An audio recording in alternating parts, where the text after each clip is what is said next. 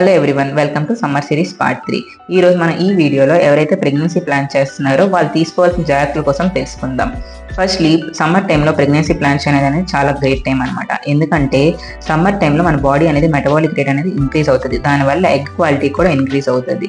So ఈ టైంలో మనం ఏం చేయాలంటే బాడీ అనేది డీహైడ్రేట్ అవ్వకుండా చూసుకోవాలి. అంటే more than 8 to 10 glasses of water daily తీసుకోవాలి. అలాగే డైలీ ఎక్సర్సైజ్ చేయాలి, like early mornings and early evenings అనేది ఎక్సర్సైజ్ చేయాలి.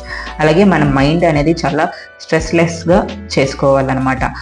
అండ్ ఇంకా న్యూట్రిషన్ ఫుడ్ అనేది తీసుకోవాలి, like leafy vegetables and omega 3 rich ఉన్న సాల్మన్ ఫిష్ కానీ, వాల్నట్స్ కానీ, హోల్ గ్రెయిన్స్ కానీ, ఇలాంటి న్యూట్రిషన్ రిచ్ ఉన్న ఫుడ్ తీసుకుంటే మనకి చాలా యూస్ఫుల్గా ఉంటుంది. అలానే ఈ డైటీషియన్ కానీ, లేదంటే సైకాలజిస్ట్ కానీ, లేదంటే ఫిజియోథెరపిస్ట్, అంటే ఎక్సర్సైజ్ ఎలా చేయాలో ఇదంతా మన క్లినిక్లో ఒక ప్యాకేజ్ కింద అవైలబుల్గా ఉంది.